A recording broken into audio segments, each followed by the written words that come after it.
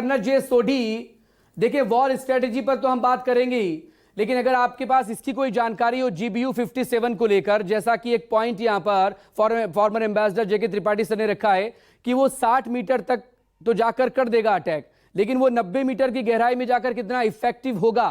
और जो satellite images हमने लगातार अभी स्क्रीन पर दिखाई थी 19 और 20 जून की, कैसे वहां पर ट्रांसपोर्टेशन के लिए व्हीकल्स की लंबी कतारें, लंबी लाइन है, तो ये तो सबको पता है कि आने वाले कल में क्या होगा। और लगातार 13 जून के हमले के बाद से 22 जून को ये जो बड़ी B2 बॉम्बर का अटैक ईरान पर हुआ है तीनों साइड पर, क्या लगता है कि ईरान हाथ पर हाथ धरे बैठा होगा इस पूरे 10 दिनों में? Colonel Sodhi please. जय हिंद मकसूद जी। जय हिंद। ये मेरा सौभाग्य है कि मैं आपके न्यूज चैनल पर हूं और विख्यात होप पैलेस के साथ हूं। जैसे एम्बेसडर त्रिपाठी साहब ने बताया, बिल्कुल सही बताया, ईरान के जो 3 मुख्य परमाणु केंद्र हैं उन पे कोई जादी हानि नहीं पहुंची है। इसकी पुष्टि IAEA ने भी कर दी है। वहां पे कोई रेडिएशन लीक्स नहीं हुई हैं।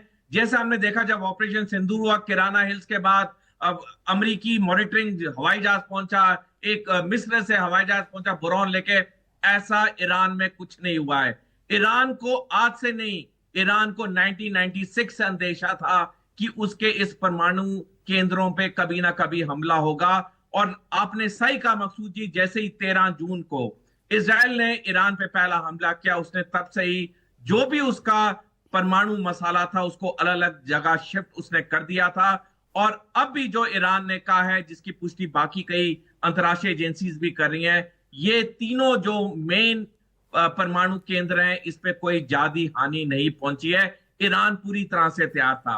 जहां तक बात है ईरान की, हमने देखा 18 महीने हो गए, इजराइल जैसी महान सेना एक छोटे से गाजा पट्टी जो 356 वर्ग किलोमीटर का ही है उस पर नहीं कब्जा कर पाई, तो अमेरिका और इजराइल ईरान पे कैसे कब्जा कर सकते हैं? ईरान एक विशाल देश है, ईरान की एक व्यवसायिक सेना है, ईरान की कोई मिलिशिया नहीं, कोई हमस टाइप नहीं है, उनकी प्रोफेशनल आर्मी है। यस, डेफिनेटली इजराइल को एयर सुपरियोरिटी है, लेकिन हमको यह भी देखना होगा किस तरह से ईरान ताबड़तोड़ हमले कर रहा है इजराइल पे। अब परसों कर्नल डगलस मैकग्रेगर, जो कि एक अंतरराष्ट्रीय विख्यात रक्षा विशेषज्ञ और अमेरिका में है, उन्होंने ट्वीट किया और कहा कि इजराइल की राजधानी टेल एविव 1/3 बर्बाद हो चुकी है। क्या इजराइल ने कभी सोचा था? इजराइल ने पूरे अंतरराष्ट्रीय मीडिया पे पाबंदी लगा दी है वहां से रिपोर्टिंग की। क्यों कोई पाबंदी लगाता है? आप डेफर्ड रिपोर्टिंग कर सकते हैं, आप पाबंदी नहीं लगा सकते। पाबंदी आप तभी लगाते हैं जब आपने कुछ छुपाना हो। जो लोग इस सिचुएशन को मॉनिटर कर रहे हैं, ईरान का तो नुकसान हो रहा है, ईरान के 10,000 नागरिक सैनिक भी मर गए, ईरान हार नहीं मानेगा। हमने देखा जैसे तीनों परमाणु केंद्रों पे हमला किया अमेरिका ने, उसके कुछ समय बाद ईरान ने फिर इजराइल पे मिसाइलें ठोक दी। यस, डेफिनेटली ईरान इजराइल का जो आयरन डोम है, एरो 2 एरो 3 है, वो अच्छे एयर डिफेंस सिस्टम है, लेकिन वो 100% प्रूफ नहीं है।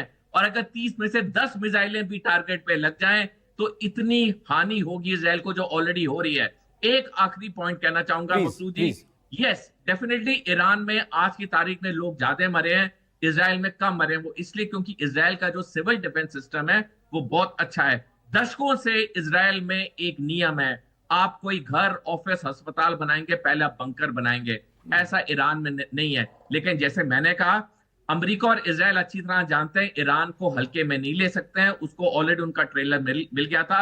ईरान रुकेगा नहीं, ईरान और इजराइल, ईरान और अमेरिका के बीच में लड़ाइयां जारी रहेंगी।